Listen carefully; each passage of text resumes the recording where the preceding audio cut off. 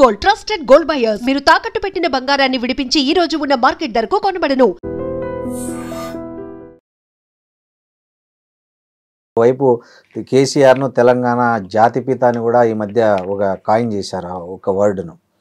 మరి మీరు ఇన్ని లోపాలు చూపిస్తున్న కేసీఆర్ను ఇంకోవైపు నుంచి తెలంగాణ జాతిపిత అని పరిస్థితి ఎందుకు వచ్చింది? ఇప్పుడు రాజు పక్కన బానిసలు ఎప్పుడు భజన చేస్తుంటారు. ఆ భజన గాళ్ళకి ఏంటంటే నెల జీతాలు ఇస్తారు, వాళ్ళు తినడానికి తిండి, కుక్కకు బిస్కెట్ వేసినాక వాళ్ళు తిన్నాక ఎంగిలి మెతుకులు కుక్క బొక్కలు వేస్తారు.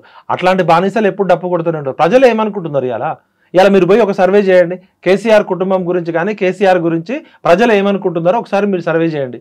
వీళ్ళ గతంలో 2001లో ఆస్తులేంది, వీళ్ళు ఏమైనా 100 ఎకరాలు అమ్మిర్రా, వీళ్ళ ఇంట్లో బంగారం అమ్మిర్రా, వీళ్ళ ఇంట్లో ఎవరైనా చచ్చిర్రా, వీళ్ళు ఎవరైనా జైలుకు పోయారా? కేసీఆర్ కుటుంబం మొత్తంలో వారం రోజులకు మించి జైల్లో ఉన్నాడు ఎవరు లేడు. ఏదో ఖమ్మం జైల్లో ఒక రోజు కేసీఆర్ గారు 2 రోజులు పెట్టగానే దీక్ష చేసి ఆయన చావు నోట్లోకి పోయి వచ్చాక కదా తెలంగాణ వచ్చింది. అంటే చావు నోట్లోకి పోయినోడు ఎవడన్నా వచ్చే సంజీవని ఏమైనా మింగిండి ఆయన?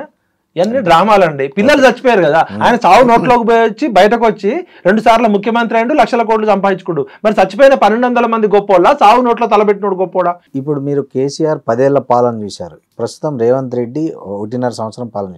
ఇద్దరిలో ఏమన్నా వ్యత్యాసం ఉందా, లేకపోతే ఏంటి, ఏమంటారు ఇద్దరు? ఇప్పుడు కేసీఆర్ గారు అధికారం చేపట్టినప్పుడు 2014లో తెలంగాణ ధనిక రాష్ట్రం. కేసీఆర్ గారు 2024లో రేవంత్ రెడ్డి గారికి చేతికి ఇచ్చేటప్పుడు తెలంగాణ అప్పుల కుప్పైంది. 4 లక్షల కోట్లేమో ఎఫ్ఆర్బిఎం పరిధి లోబడి చేసిన అప్పులు, ఎఫ్ఆర్బిఎం పరిధికి మించి 32 కార్పొరేషన్లు పెట్టి ఒక 3 లక్షల కోట్లు చేశారు. అంటే 7 లక్షల కోట్ల అప్పుల కుప్ప చేసి అడుక్కోనే బొచ్చ, మన ఈ జల్లడి ఉంటది కదా, ఆ బొచ్చకు కూడా జల్లడే, దానిలో ఎన్ని నీళ్ళు పోసినా కింద పడిపోతాయి. ఇప్పుడు అంగన్వాడీ గుడ్లకి డబ్బులకి జీతాలు ఇవ్వలేని పరిస్థితి కేసీఆర్ గారు ఆ సెకండ్ టర్మ్ ఎండింగ్ లో. నెల జీతాలకు డబ్బులు లేని పరిస్థితి. అంటే కుక్కలు జింపని విస్తర చేసి అంత ఆగం చేసి కచరా పాలన చేసిండు, అప్పుల కుప్ప చేసిండు అనే రేవంత్ రెడ్డి గారిని ముఖ్యమంత్రి చేశారు. రేవంత్ రెడ్డి గారి పరిస్థితి ఆపరేషన్ సక్సెస్ పేషెంట్ డెడ్ లాగా. ఎంత చేసినా డబ్బులు ఎక్కడ ఉన్నాయి పాపం? ఏ మాటకు ఆ మాట చెప్పాలా? రేవంత్ రెడ్డి కష్టపడుతున్నాడు కానీ ఆయనకి ఏమవుతుంది? డబ్బులు లేవు కదా. నాకు అర్థం కాలేదు. ఇప్పుడు కాళేశ్వరం మీద కమిటీ వేశారు, ఆ కమిటీ రిపోర్ట్ ఇచ్చింది. సో ఒక రాష్ట్ర ప్రభుత్వానికి దాని మీద యాక్షన్ తీసుకునే అవకాశం ఉంటుంది.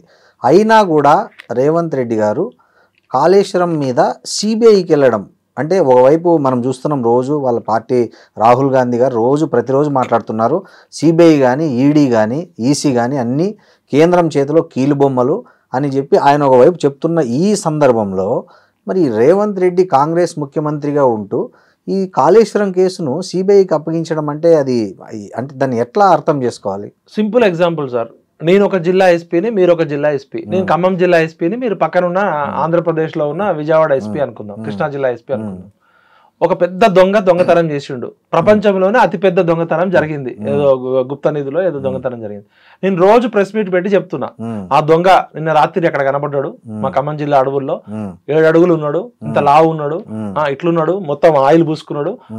ఆ దొంగని మేము పట్టుకున్నాం, కొద్దిసేపట్లో లో పారిపోయాడు, పట్టుకుంటాం, వలయేస్తాం, ఆయన గాల్లో ఎగురుతున్నాడు, నీటిలో తేలుతున్నాడు, మామూలు దొంగ కాదు, అరవీర భయంకరమైన దొంగ అని రోజు ప్రెస్ మీట్ పెడుతున్నా. ఇప్పటికే 2 డిమాండ్ చేశారు, డిమాండ్ చేశారు, బండి సంజయ్ గారు డిమాండ్ చేశారు, కిషన్ రెడ్డి గారు డిమాండ్ చేశారు. ఆల్రెడీ మీ దగ్గర నేషనల్ డ్యామ్ సేఫ్టీ అథారిటీ ఇచ్చిన రిపోర్ట్ ఉంది, విజిలెన్స్ కమిషన్ ఇచ్చిన రిపోర్ట్ ఉంది, అనేక ఆరోపణలు ఉన్నాయి. నిన్న స్వయంగా కేసీఆర్ గారి కూతురే కాళేశ్వరంలో అవినీతి జరిగింది, ఈ అవినీతి అంతా మా దొంగ బావ, మా కొంగ బావ తన్నీరు హరీష్ రావు చేసిండు అని చెప్తుంది. మా సంతోష్ రావు, హరీష్ రావు ఇద్దరు పేర్లు చెప్పింది. మీరు ఇమీడియట్ గా కవిత గారిని ఇంట్రాగేషన్ కి పిలవండి, హరీష్ రావుకి నోటీసులు ఇవ్వండి, సంతోష్ రావుకి నోటీసులు ఇవ్వండి. మీరు దయచేసి హోమ్ మినిస్టర్ అమిత్ షా గారిని, బండి సంజయ్ గారిని, కిషన్ రెడ్డి గారిని చేతులు ఎత్తి మొక్కుతున్నా. అమిత్ షా గారు చెప్పారు కల్వకుంట్ల కుటుంబం మొత్తం లక్షల కోట్లకు అవినీతి చేస్తారని, రాహుల్ గాంధీ గారు చెప్పారు. మరి ఇన్ని ప్రూఫ్స్ ఉన్నాక ఇంకా మీరు ఎందుకు తాత్సారం చేస్తారు? గతంలో ఉన్న సిబిఐ సహారా కేసు క్లోజ్ అయిందా? దానిలో కేసీఆర్ గారు నిర్దోష దోష కూడా చెప్పట్లే కదా. ఇప్పుడు 2014లో సిబిఐ ఎంక్వైరీ చేసింది, ఇప్పుడు 11 సంవత్సరాలు అవుతుంది. అంటే సిబిఐకి వచ్చింది ఇప్పటికే 8000 కేసులు పెండింగ్ ఉన్నాయి అంటున్నారు. మరి కేసు ఎప్పుడు తేలుతుంది? కేసీఆర్ బతుకున్నప్పుడు తేలుతుందా? రిటైర్డ్ ఇంజనీర్లు బతుకున్నప్పుడు తేలుతుందా? లేకపోతే కేసీఆర్ మనవడు వచ్చేదాకా తేలుతుందా? దయచేసి అమిత్ షా గారు ఇమీడియట్ గా ఫాస్ట్ ట్రాక్ తోటి పెట్టండి. లేకపోతే బీజేపీ కూడా ఇలా రేవంత్ రెడ్డి గారి మీద అనుమానం వచ్చేసింది, బీజేపీ కూడా కలిసే ఉన్నది అనుకుంటాం. ఇప్పుడు ఒక విచిత్రమైన ఆరోపణలు జరుగుతున్నాయి ఈ తెలంగాణ 3 పార్టీల్లో. బీఆర్ఎస్ ఏమంటుందంటే కాంగ్రెస్ బీజేపీ కుమ్మక్కైంది, అందుకే రేవంత్ రెడ్డి దాన్ని సిబిఐకి ఇచ్చాడు కాబట్టి క్లియర్గా తెలిసిపోతుంది కాంగ్రెస్ బీజేపీ కుమ్మక్కైందని బీఆర్ఎస్ అంటుంది. వేరే కాంగ్రెస్ ఏమంటుందంటే బీజేపీ బి టీం అంటేనే బీఆర్ఎస్, సో వాళ్ళిద్దరూ కుమ్మక్కయ్యారు అనేది కాంగ్రెస్ నాయకులు. అసలు ఈ కన్ఫ్యూజన్ ఉంది బాగా. అంటే సామాన్య ప్రజలకు, తెలంగాణ ప్రజలకు కానీ ఏ ప్రజలకైనా ఎవరితో కుమ్మక్కయ్యారనే దాంట్లో క్లారిటీ కావాలి. మీరు ఒక జర్నలిస్ట్గా, ఒక విశ్లేషకుడిగా, తెలంగాణ రాజకీయాలను అన్నింటినీ బాగా దగ్గరగా చూస్తున్న వ్యక్తిగా ఇవి ఏది కరెక్ట్ అంటారు? ఇప్పుడు ఇవాళ రాజకీయ పార్టీలన్నీ చెప్పేది ఒకటి, చేసేది ఒకటి. సిద్ధాంతాలేమో ప్రజల కోసం, రాద్ధాంతం అంతా ధనం కోసం. ధనం మూలం ఇదం జగత్తు. ఇలా మెగా కృష్ణారెడ్డి ఇంటి ముందు బానిసల్లాగా, అటెండర్ లాగా తిరిగే రాజకీయ నాయకులు ఎవరో మనకు తెలుసు. మెగా కృష్ణారెడ్డి గారి ఇసరే ఎంగిలి మెతుకుల కోసం అన్ని రాజకీయ పార్టీలు కక్కుర్తి పడుతున్నాయి. దీన్ని బట్టి 3 పార్టీలు పొద్దునేమో ప్రెస్ మీట్లలో, టీవీ ఛానళ్లలో, అసెంబ్లీలో తిట్టుకుంటాయి. సాయంత్రం కాగానే ముగ్గురు కలిసి మందు విందు చిందు వేసుకుంటూ మెగా కృష్ణారెడ్డి ఇచ్చే సూట్ కేసుల కోసం ఆగబడతాయి. అంటే వెన్నెముక లేని నాయకులని అర్థమవుతుంది. మరి మెగా కృష్ణారెడ్డి పేరు ఎందుకు రావట్లే?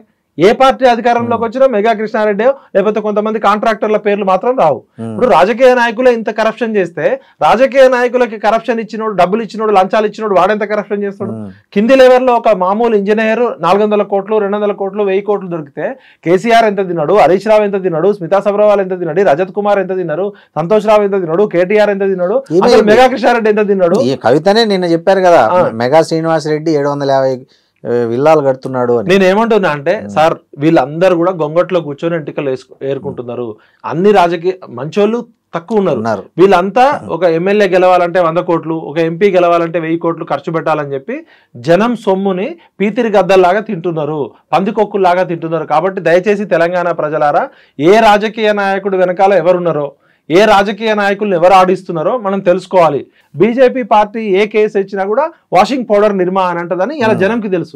సిబిఐ ఎవరి చేతిలో ఉంది, ఈడీ ఎవరి చేతిలో ఉంది, ఇంటెలిజెన్స్ ఐటీ ఎవరి చేతిలో ఉంది. ఇవన్నీ కూడా నేను ఏమంటున్నా అంటే, రాజకీయ నాయకులు చెప్పేది ఒకటి, చేసేది ఒకటి. ఈ స్వతంత్ర భారతదేశ చరిత్రలో 78 సంవత్సరాలు అవుతుంది కదా, ఏ రాజకీయ నాయకుడు అన్న జైల్లో పెట్టి ఆస్తులు జప్తు చేసిన కేసులు ఎన్ని? ఇంతవరకు 1,00,000 కేసులలో 1-2 ఇప్పుడు రాజకీయ నాయకులు ఎట్లా అయిపోయారు? కూడా ఎట్లా అంటే ఈ బడుగు బలహీన వర్గాలు,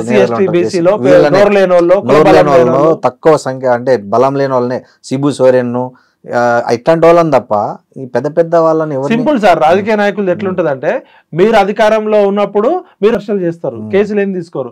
మేము అధికారంలో ఉన్నప్పుడు మీ మీద ఆరోపణలు చేస్తాం కానీ కేసులు పెట్టాం.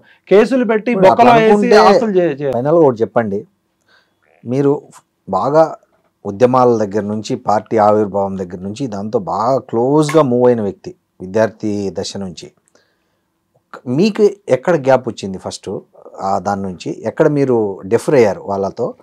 2, మీరు మనం ఇంతసేపు మాట్లాడుకున్న ఈ రాజకీయాల పరిస్థితుల్లో తెలంగాణ ప్రజల ముందున్న ఆప్షన్ ఏంటి? ఇప్పుడు ఈ దీనికి మీరేం చెప్తారు? మేము రాజకీయ పార్టీలలో లేము, తెలంగాణ ఉద్యమం కోసమే వచ్చినాం.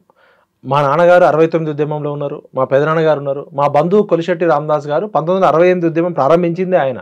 మాకు వాళ్ళు స్ఫూర్తి. సరే, కేసీఆర్ గారు 2001లో ఆయన ఇచ్చిన స్పీచ్లు కానీ, ఆయన జనాలను ఆకట్టుకున్న విధానం చూసి ఆయనకి సపోర్ట్గా పనిచేసినాం. కానీ ఏ రోజు మేము టీఆర్ఎస్లో లేము. ఆయనకి బయట నుండి మద్దతు పలుకుతూ టీఆర్ఎస్ పార్టీలో ఫస్ట్ జైలుకి వెళ్ళిందే నేను. అసలు ఇంతవరకు 2001 డిసెంబర్ 27 పార్టీ బంధుకు పిలిపిస్తే నేను, మాతో పాటు ఒక 15 మంది పిల్లలు వెళ్ళారు. చెంచల్గూడ, చెల్లపల్లి కేసులు, రకరకాలు కేసులేమో జనాలు, త్యాగాలేమో ప్రజలయ్యి, భోగాలు మాత్రం నాయకులు. తెలంగాణ సమాజం తన వ్యక్తిత్వానికి, తన అస్మితకి, తన ఆత్మగౌరవానికి తగిన రాజకీయ నాయకులను ఎంచుకోవడంలో పదే విఫలమవుతుంది. ఇది మొత్తం తెలంగాణ సమాజం యొక్క ఫెయిల్యూర్. మేధావులు, రచయితలు, కవులు, కళాకారులారా, ఇప్పటికైనా మేలుకోండి. మన ప్రజలేమో ప్రాణాలను త్యాగం చేస్తున్నారు, జీవితాలను త్యాగం చేస్తున్నారు. కృతజ్ఞత కూడా లేదా? వాళ్ళేమి ఎమ్మెల్యే సీట్లు అడగలే, ఎంపీ సీట్లు అడగలే, మంత్రి పదవులు అడగలే, కవితలాగా ఆస్తుల వాటాలు అడగలే. కవితకి కళ్ళెమ్మటి నీళ్ళు వస్తే తెలంగాణ మొత్తం కళ్ళెమ్మటి నీళ్ళు వచ్చినట్టు ఈ అమరవీరుల కుటుంబాల జీవితాలు అడ్రస్ లేవు. శ్రీకాంతాచారి తల్లికి ఇంతవరకు న్యాయం జరగలే, కానిస్టేబుల్ కిష్టయ్య కూతురు పిలవలే. ఇట్లా చచ్చిపోయిన వాళ్ళు అందరూ చాలా మంది ఉన్నారు కదా. ఉద్యమమే శ్వాసగా, ఉద్యమమే జీవితంగా కొన్ని వేల మంది తెలంగాణ పిచ్చోళ్ళు అయ్యారు కదా. మీ పార్టీ అకౌంట్లో ఉన్న 1500 కోట్లలో ఇవాళ ఉద్యమకారులకు గుర్తించి గౌరవించుకునే శక్తి మీకు లేదు. అప్పుడంటే డబ్బులు లేవు. ఇప్పుడు మీ అందరి దగ్గర, ఒక్కొక్కరి దగ్గర 100,000 కోట్లు ఉన్నాయి కదా. పెనం మించి పొయ్యిలో పడ్డట్టు అయింది. తెలంగాణ అనే ఒక సెంటిమెంట్ని అడ్డం పెట్టుకొని తెలంగాణ ప్రజలను రెచ్చగొట్టి బంగారు తెలంగాణ అనే ముసుగులో బంగారు కల్వకుంట్ల కుటుంబం ఏర్పడ్డది. వీళ్ళని ఇప్పటికైనా, వీళ్ళంతా కూడా చెట్టు మీద కొంగలే, దోచుకునే దొంగలే వీళ్ళంతా కూడా. థ్యాంక్ యూ విఠల్ గారు. నమస్తే. And don't forget to subscribe to iDream. And for more videos, Please subscribe to iDream. Please subscribe to iDream. Please subscribe iDream. And please subscribe to iDream. For more videos, subscribe to iDream. please like, share and subscribe to the channel. Congratulations iDream. Subscribe to iDream. Subscribe to iDream. So subscribe to iDream Media. iDream ki iDream team andarki huge congratulations. Please subscribe iDream Media. Please subscribe to iDream. Subscribe iDream. Please subscribe to iDream. iDream అంటే నా కళల channel subscribe చేసుకున్న నోరు తిరుగుతలేదు మీరైతే గంట గుర్తు కొట్టండి. For more such videos, please subscribe to iDream. Subscribe to iDream. Please subscribe to iDream. Please subscribe iDream Media. Please do subscribe to iDream. Please subscribe to iDream Media. For best entertainment and information, please subscribe iDream.